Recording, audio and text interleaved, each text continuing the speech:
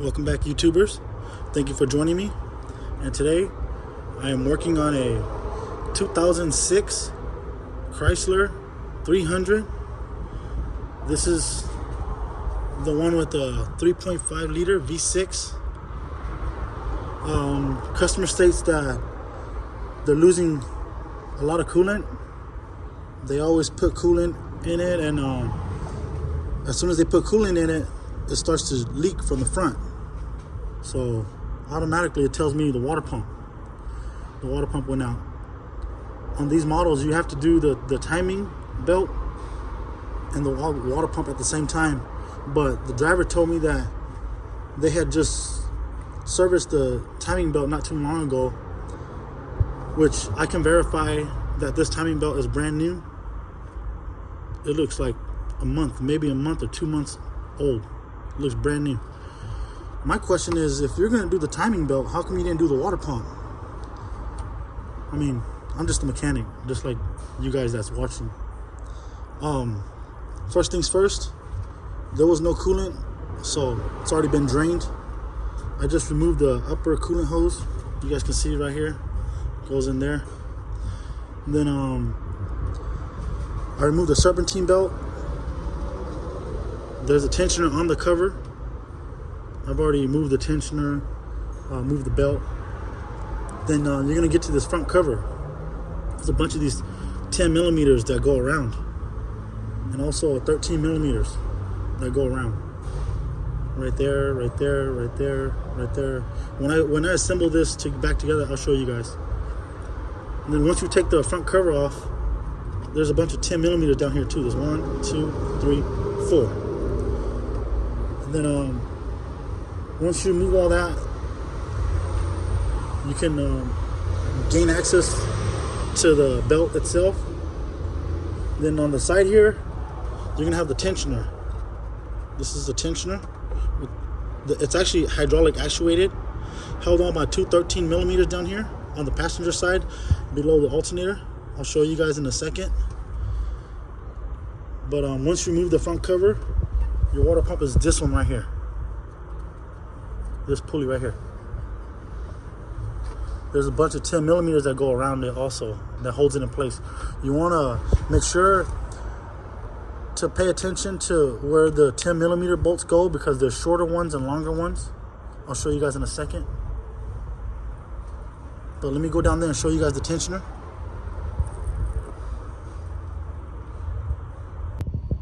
Okay, so I'm under the car, passenger side.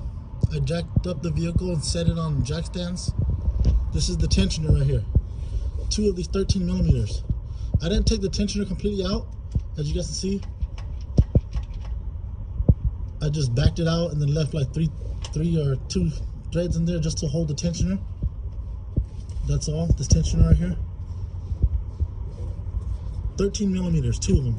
1, 2. Passenger side. Before you take off your tensioner to the timing belt, make sure to rotate the engine. This is the crank pulley to top dead center, TDC. As you guys can see, these 2 cam gears, that's the TDC mark. You got one right there lined up to the front cover right here. And then you go to the driver's side, you got this one right here lined up to the other marking on the cover. And then down here on the crank pulley, let me show you guys. Let me get a good picture.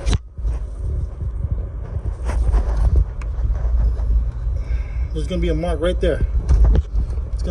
You can barely see it, but there's an arrow. And it's gonna say TDC on it. Line that up. That's the crank pulley. Line those 3 markings up, and you have already set your engine to top dead center. Down there.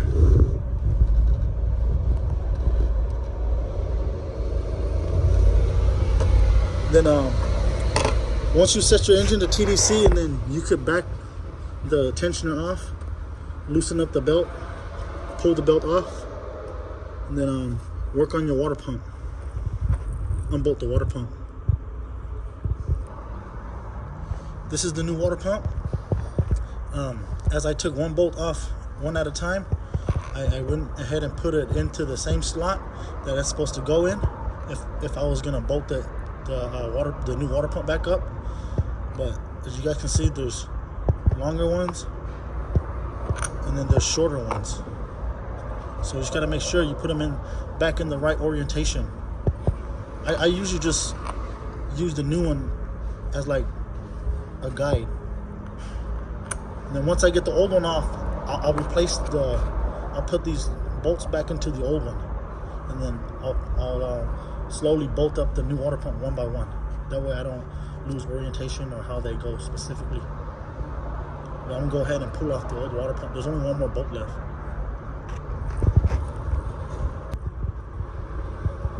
After you get the water pump off, you want to go ahead and clean the mating surface. Just use something that's not so rough on the material, on the aluminum. You don't want to cause any gouges or damages. You know, Scotch-Brite would be okay. If you're really good with razor blades, that's okay. But I just want to be careful not to gouge where the seal is going to sit, because then you'll cause a permanent leak. Other than that, I'm going to go ahead and prep this mating surface, get it ready for the new water pump.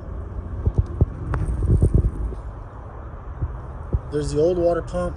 This is the new water pump. The new water pump came with the seal that goes in the back. Like I said, I'm just going to slowly transfer one of these at a time. That way I don't mix them up.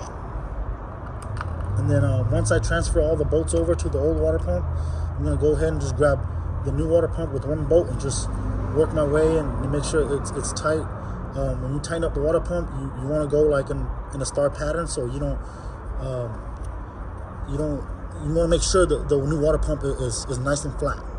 It doesn't go in all crooked, or one side is the gap is closer than the other side. Then you'll cause a leak or damage to the block. Other than that, I'm going to continue transferring the bolts over and hang the new water pump.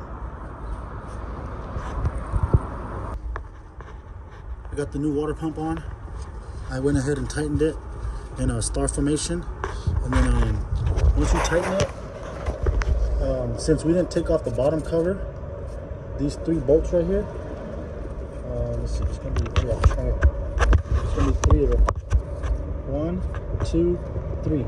You have to get it with the wrench, the swivel neck wrench, because the socket, it's gonna get stuck. You can't fit a socket in here. So you can try with a 1/4 inch, but I had luck doing it like this. Other than that, we're putting everything back together. I'm gonna tighten up the tension and set the belts, and then tighten up the tensioner. The new pump has been installed, tightened down, just hand tight all these little 10 millimeters. I don't really know the torque specs. I just know that 10 millimeters or anything smaller, I just never really go crazy over tighten them. But the old belt is back on. The driver did not want to change the timing belt because they've already changed it a few months ago, and I've already verified it. It's tight. When you put the timing belt on, my word of advice is to start from the driver's side, rotate it, tighten it as much as you can, and then go through the water pump. Then you can pass through the passenger side. And then another thing to keep in mind, you want to tighten this by hand as much as possible when you're wrapping it around. Because once you come through the driver's side, when you tighten up the tensioner, and if you tighten up the tensioner and you still have a lot of slack here and here, you missed a teeth. You overlapped it by a teeth. So you want to make sure you're nice and square and all the teeth are lined up. As you can see, this timing line is lined up. That timing line is lined up. TDC hasn't moved, but other than that, I started down here. I made sure I tightened it as much as I can by hand, worked my way around it, come through here, and then tightened up the 13 millimeter. There's two 13 millimeters down there holding the tensioner, and it's tight. I don't know if you guys can tell, but it's tight. It's not moving. There's no free play at all. So to me, we're good. I'm gonna go ahead and put the cover back on, put the Serpentine back on. I'll walk you guys through that. Timing belt is back on, tight. Tensioner's tight down there, the two 13 millimeters. I'm gonna go ahead and slide this front cover back on. This groove right here sits in here. And then you got the 10 millimeters. And then there's gonna be like 13 millimeter and like 15 millimeter. I think a 13 millimeter right there also. I'll let you guys know as we go. But this is the tensioner sits here.